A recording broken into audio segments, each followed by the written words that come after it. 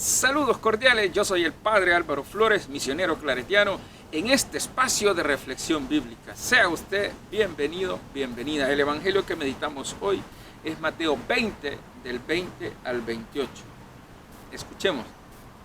En aquel tiempo se acercó a Jesús la madre de los hijos de Zebedeo junto con ellos y se postró para hacerle una petición. Él le preguntó: ¿qué deseas? Ella respondió: concédeme que estos dos hijos míos se sienten, uno a tu derecha y otro a tu izquierda, en tu reino. Pero Jesús les replicó: no saben ustedes lo que piden. ¿Podrán beber el cáliz que yo he de beber? Ellos contestaron: sí podemos. Y él les dijo: beberán mi cáliz, pero eso de sentarse a mi derecha o a mi izquierda no me toca a mí concedérselo. Es para quien mi Padre lo tiene reservado.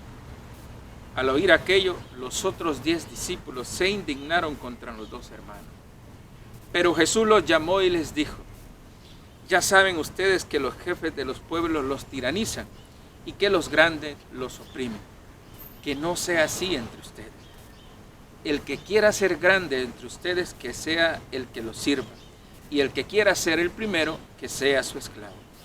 Así como el Hijo del Hombre no ha venido a ser servido, sino a servir y a dar la vida por la redención de todos. Palabra del Señor. Gloria a ti, Señor Jesús. Hoy es la fiesta de Santiago Apóstol. Una de las cosas que me impresionaba y me encantaba profundamente al leer este evangelio es ver cómo nosotros, a estas alturas, ¿no?, cuando escuchamos a un apóstol, en este caso, digamos Santiago, ¿no?, siempre le referimos esa categoría de privilegio y de santidad por haber sido llamado por el Señor. Es un apóstol, ¿no? Es alguien cercano al Señor, estuvo con el Señor, lo vio, lo escuchó de cerca.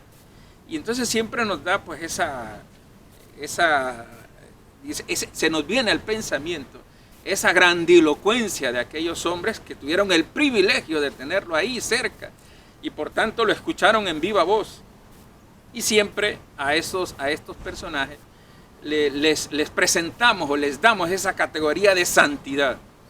Sin embargo, es bueno cuando aparecen estos evangelios, porque estos evangelios nos recuerdan que esos hombres que fueron llamados por el Señor eran humanos, eran personas humanas, y que en esa humanidad se descubría su debilidad, sus intenciones más grandes.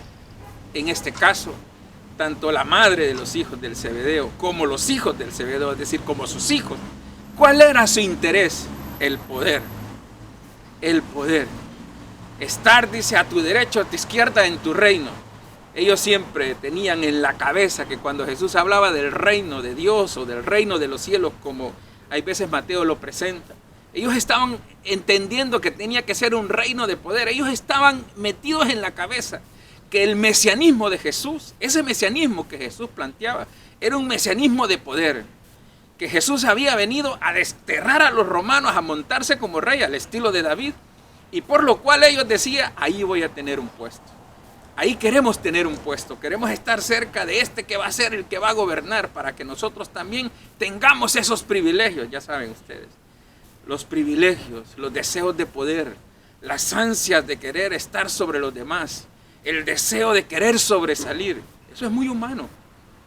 Eso es muy humano. Eso le puede pasar a usted y eso me puede pasar a mí.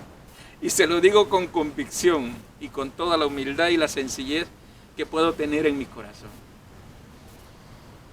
Miren ahora, la madre va a Jesús y va a hacerle una petición y se postra. Interesante eso.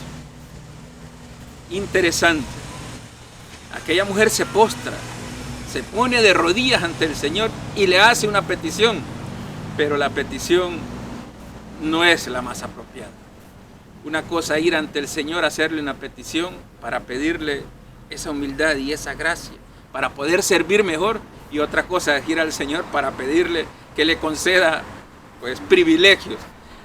Y bueno, igual el Señor le escucha igual el Señor le escucha a la madre de los Zebedeos: concédeme que estos dos hijos míos se sienten, uno a tu derecha y otro a tu izquierda en tu reino.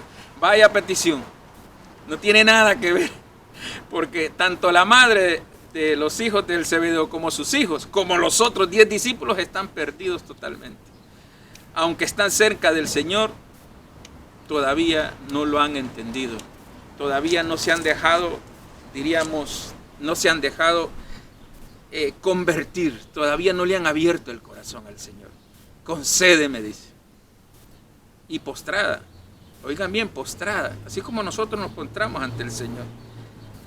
Bien va a decir el Señor: ustedes no saben lo que piden. Ustedes no saben lo que piden.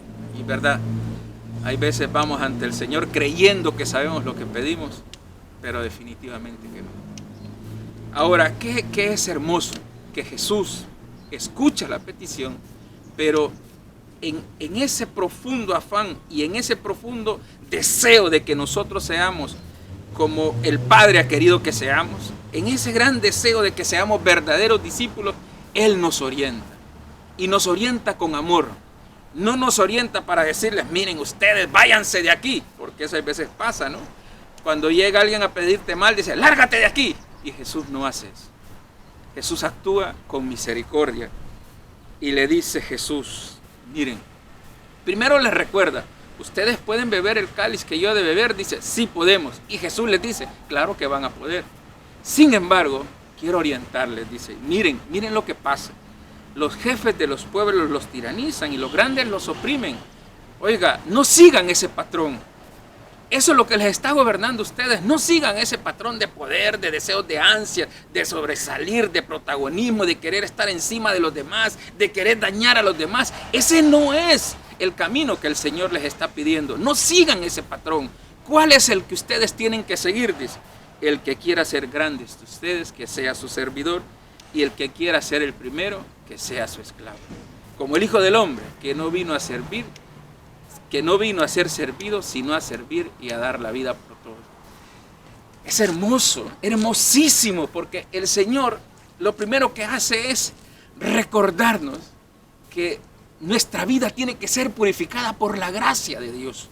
Nuestra vida tiene que ser fortalecida. Esa debilidad nuestra tiene que ser fortalecida, tiene que ser cambiada por la gracia de Dios. Como dice Pablo ahora, en la primera lectura, en esta fiesta de Santiago, que es de la carta de San Pablo a los Corintios, capítulo 4, del 7 al 15. Y dice Pablo: hermanos, llevamos este tesoro en vasijas de barro, para que se vea que esta fuerza tan extraordinaria no proviene de nosotros, sino de Dios. Exacto. El que transforma, el que cambia tu vida, el que hace nueva tu vida, se llama Dios. Y es lo que Jesús les dice: déjense transformar por el Padre, entiendan lo que el Padre quiere hacer.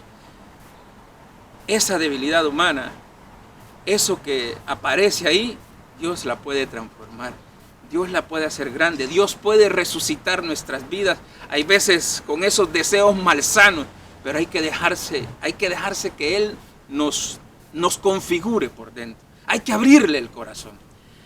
Y en este sentido podemos decir que tanto Santiago como todos los apóstoles, eso fue lo que les pasó. Ahora, ese proceso no sabemos cuánto duró. Recuerden que nosotros estamos hablando más de 2000 años para atrás.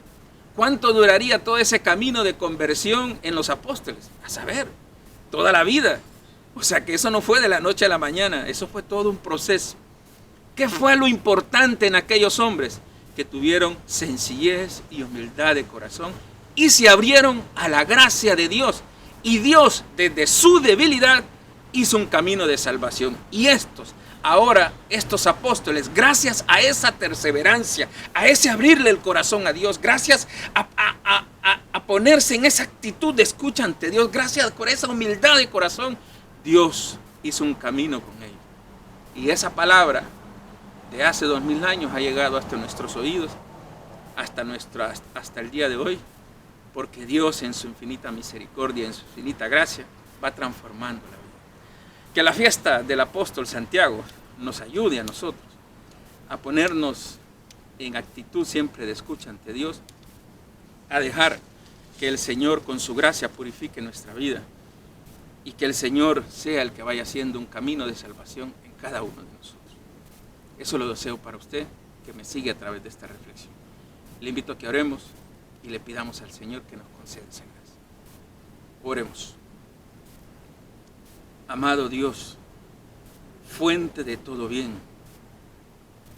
a ti te abrimos el corazón en este día. Regálanos la gracia purificadora que sane toda nuestra vida. Queremos ser verdaderos apóstoles, verdaderos testigos. Queremos ser servidores como tu Hijo. Queremos servir. Queremos ayudar, pero con conciencias purificadas desde tu gracia, desde tu amor, desde tu misericordia. Queremos pedirte, Señor, para que nos concedas un corazón que sepa postrarse ante ti y saber hablar y saber pedirte aquello que verdaderamente necesitamos. Aparta de nosotros, Señor Dios misericordioso, todo sentimiento de poder, todo sentimiento, todo deseo de sobresalir. Concédenos la humildad, la sencillez de corazón, como aquellos primeros discípulos, porque queremos ser auténticos seguidores tuyos. Te lo pedimos a ti, que eres un Dios que vives y reinas por los siglos de los siglos. Amén. Que el Señor les bendiga en el nombre del Padre, del Hijo y del Espíritu Santo. Si la reflexión sirve para evangelizar, compártela. Y ya sabes, te invito a que te suscribas a los canales del Ministerio Buena Nueva. Nos encontramos en otro momento.